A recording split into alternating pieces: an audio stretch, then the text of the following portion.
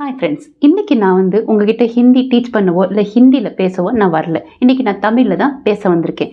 எதை பற்றி பேச வந்திருக்கேன்னா, பசங்களோட மார்க்ஸ் பார்த்திங்கன்னா வர வர கம்மியாகிட்டே வருது. அதுக்கான என்ன ஸ்ட்ராட்டஜின்னு நான் பார்த்து நல்லா யோசித்து பார்த்தேன். இதை 3 கேட்டகரியாக பிரிக்கலாம். ஒன்று, பசங்களுக்கு பார்த்திங்கன்னா ஓவர் கான்ஃபிடென்ட் இருக்கும்.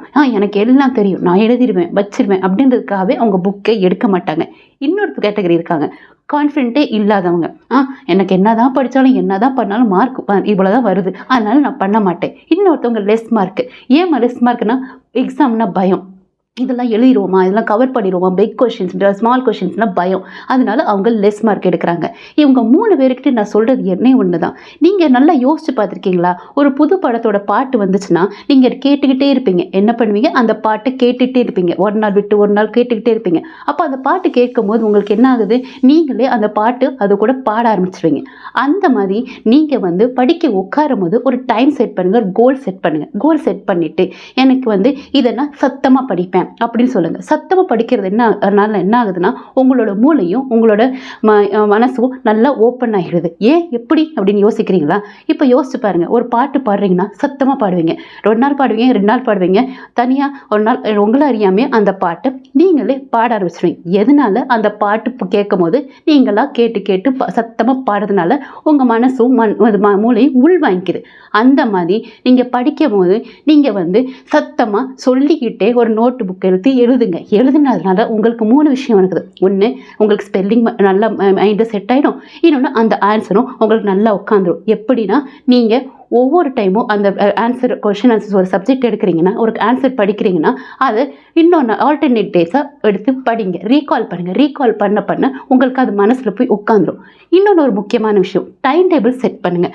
எந்த சப்ஜெக்டில் வீக்காக இருக்கீங்க, எந்த சப்ஜெக்டில் நீங்கள் நல்லா வரும் உங்களுக்கு நல்லாவே தெரியும் ஸ்டூடெண்ட்ஸ். ஸோ என்ன பண்ணுறீங்க? எனக்கு இந்த சப்ஜெக்ட்லாம் நல்லா வரும், அதுக்காக இந்த சப்ஜெக்ட்டுக்கு இவ்வளோ டைம் கொடுத்தா போதும். இந்த சப்ஜெக்டில் கொஞ்சம் டல்லாக இருக்கேன், இந்த சப்ஜெக்ட் ஓவர் டைம் கொடுத்து படிக்கணும். ஹோம்ஒர்க்லாம் கொடுக்குறாங்க, கிளாஸ் ஒர்க்லாம் கொடுக்குறாங்கன்னா அன்றைக்கி அது பண்ணிவிட்டு அடுத்த நாள் காம்பன்சேட் பண்ணி படிங்க. ஒரு டைம் டேபிள் போட்டு கோல் போட்டு பண்ணுங்கள். எப்படி? உங்கள் அம்மா கிட்ட ஸ்கூல்லேருந்து போயிட்டு போனோடனே யாரும் படிக்க போகிறதில்ல, கரெக்டாக? என்ன செய்வீங்க? 1 hour பிரேக் எடுப்பீங்க. அம்மா அந்த 1 hour பிரேக்கில் என்ன பண்ணுவீங்க? போய் விளையாடுவீங்களா? கிடையாது. என்ன செய்வீங்க?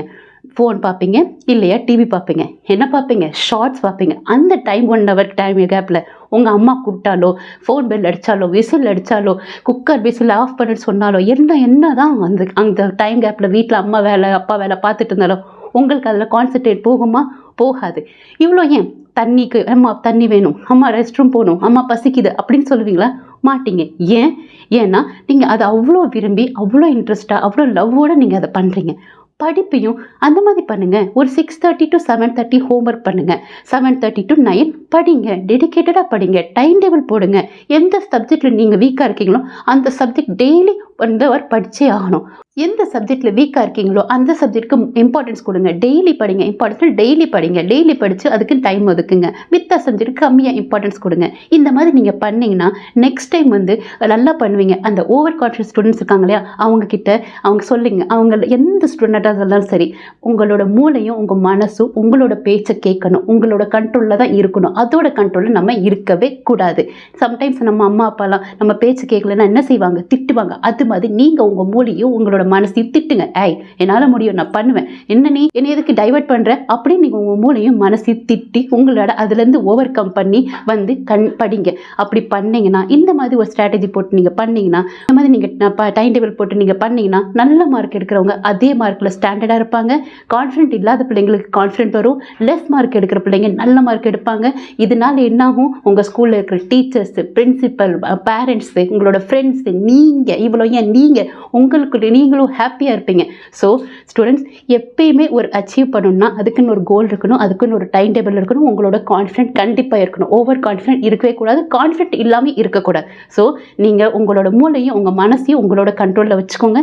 இதை நீங்கள் ஃபாலோ பண்ணிங்கன்னா கண்டிப்பாக உங்களால் நீங்கள் நினச்ச கோலை அச்சீவ் பண்ண முடியும்.